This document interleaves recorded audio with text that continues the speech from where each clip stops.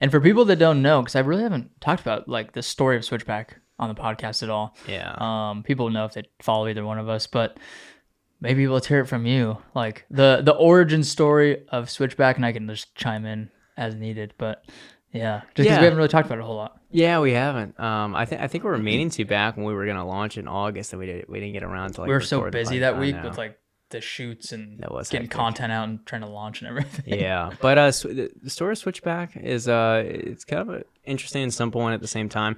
We originally wanted to do this running AI app, this coaching app, and so I tossed the idea to Jeremy, and I was like, he's also a content creator, a more better runner than me.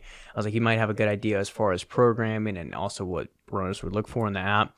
And we probably spent like 2 months working on this and looking up designers and playing around with UI stuff and what the interface would look like, planning it all out, trying to figure out the equations and algorithms and all of that.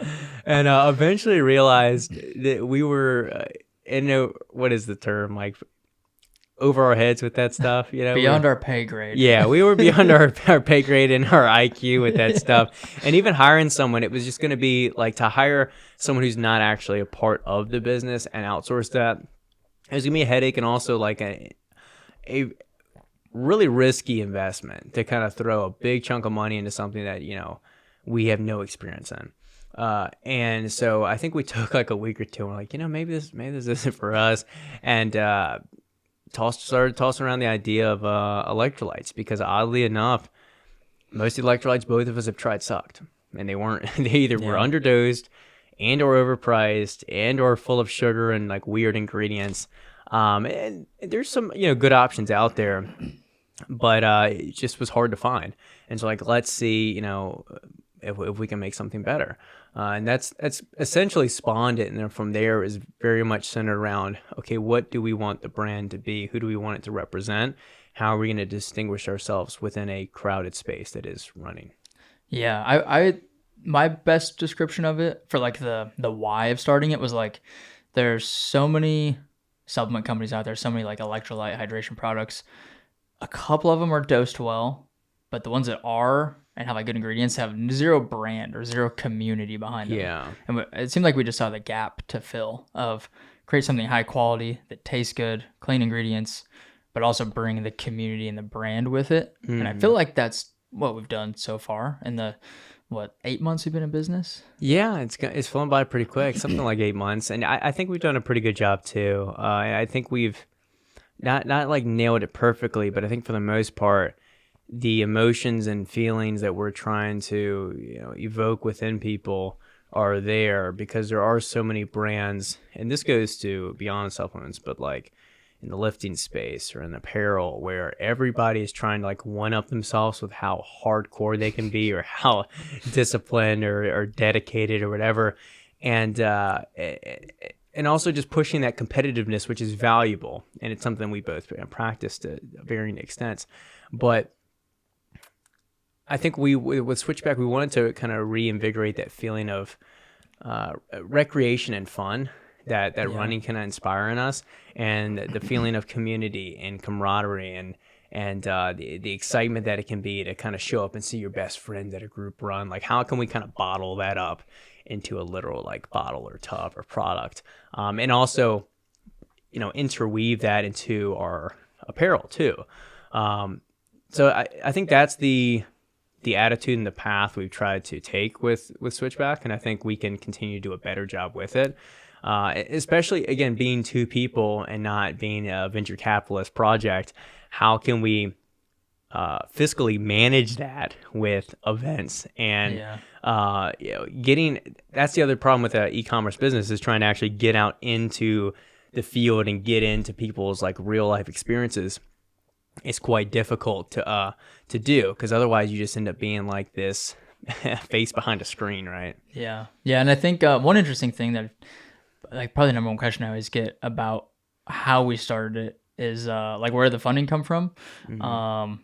I'm comfortable sharing it if you are, but I think basically we just each put in 10 grand like personal savings and just said this is that. And I think that was even actually more than what we probably could have done because like minimum order quantities were lower than what we actually ended up doing initially, I Yeah. think. But yeah, taking basically 10 grand of each of our own funds and turning it into something profitable like very quickly was pretty cool, I think. And that should serve as I think encouragement to anybody else that wants to do something like that and That's start what I their was own gonna business. say. It's like it's a double-edged, sword or two sides of the same coin. Of,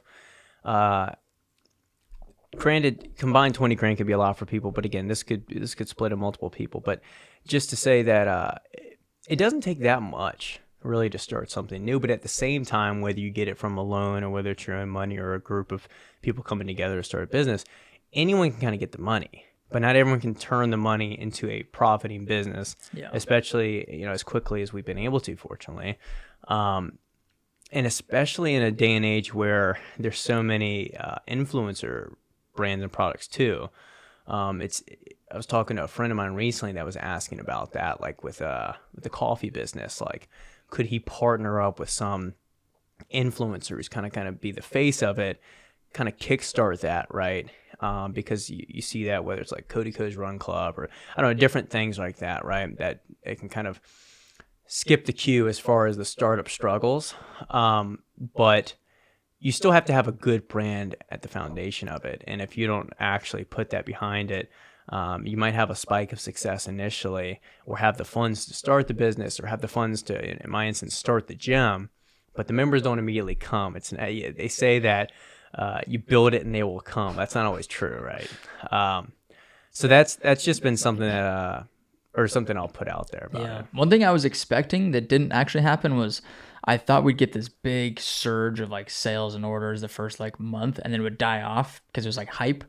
But it seemed like it's really only grown since then. Like, I mean, we've gone through like multiple production orders. We're sold out currently. Like, there's just so much demand. And I think the word of mouth and people like recognizing it's a good product and the branding is relatable and recognizable. I think I don't know. I like being the one saying we're doing good, and you're the one that's like, we gotta keep pushing. We gotta do this. There's a good balance. Well, again, it goes back to like what we said. I remember like there's been a number of things where I've kind of either like pulled the reins back or I remember when we were budgeting stuff, I was like super conservative with how we were spending, and I think we ended up meeting in a good spot, or I would like vastly under project what I think we would sell, and again, it keeps us in a safe spot from overextending ourselves. But I've been honestly impressed and astounded to see how many people have made the like permanent switch to us so quickly, and I think that is a testament to the product, because it's not just like, oh, this is our product, and I think every founder will say, oh, it's a product they use and all of that, but it really is a product that we use. And also I remember when we first had people sample it back in August, and they were like, oh, this is better than fill in the blank, and that really gave me the confidence to not just push it because it's our brand, but push it because we actually think it can compete with the best stuff, and that I think that's why more people are willing to make that switch. Where would you say you'd like to see Switchback in like 5 years, 10 years from now? 5 years, I think we can be one of those like top 5 like marquee electrolyte brands in the running space. Just because it's possible, though, doesn't mean we'll do it. So it has to take like the right. I think we're at the point where advertising is crucial, and it's not something we've stepped into yet, which I think you've mentioned on your stories before. Is we haven't spent any money in advertising. We haven't taken out loans. Like, we don't have these investors and things like that. And it's stuff that I'm open to, but I'd be lying if I was saying I was comfortable with all that stuff, just because I don't know it, and I don't want to lose the business or let it go awry because of mistakes like that. But those are the types of steps that take a small startup to a medium startup, that take it to a large startup, is those big steps that requires funding. And so if we play those cards right, I think we can grow the business and grow it the right way and expand the product line and have multiple flavors of great electrolytes and all that. 10 years, I have no clue. I have no clue where I'll be in 2 years. My life has changed so quickly. I mean, just 2.5 years ago, I sold the gym, and I lived in Virginia still. So I think with both of us being young, life changes rapidly, and then just with the business in general and with the nature of business and e-commerce and social media, it could be all over the place. Yeah, I'm definitely bullish on Switchback. Yeah. What are your thoughts? Yeah, I think same thing. I think we could definitely be like top, like when people Google electrolytes, it's like Switchback is right there. And I think you mentioned like we haven't taken on investors. We spent zero on advertising, all these things. Good and bad, because it means, I guess the bad would be we're growing slower than we could be if we took on investors or took out outside funding or started dumping money into ads. But also, like you said, you sacrifice things getting away from you too quickly. You sacrifice like giving up control and power of the business. I think you get the weight under you too, and that way, like, you can figure out the kinks, especially from the customer experience standpoint. Yeah. So that way, when you do get the flood of, I don't know, 2,000, 5,000 people a day coming to the website, you have that fixed. You know, there's no typos, there's no order issues. You have that dialed in. Yeah, when we mess stuff up now, people probably notice, but it's a much smaller group of people than if it were thousands and thousands of people. So it's like, using this period of time to work out all those kinks. And I think just from other brands I've seen, I'm sure you'd attest to this, is like that grassroots approach for the long-term health of the business is probably so much better, because so many of these CPG brands, like all over Instagram, they're just a flash in the pan. They show up, they get all this investor money, and then they're gone because it didn't hit. Yeah, we see it all the time. They work with us, you know, for better or worse sometimes. And, you know, I think people, and myself included, want like a face behind the brand. Like they want to know, maybe not who's doing all the back end stuff, but like who created this. And like they want to see that journey and that slow drip of success. And if it becomes a faster drip or a pour, then that's great. But at least they like saw it kind of in the making. Heck yeah. That's good. Good Switchback chat. Yeah. I like that. A Switchback fire chat. Yeah. Or fireside chat. Felt like a quick little business recap meeting.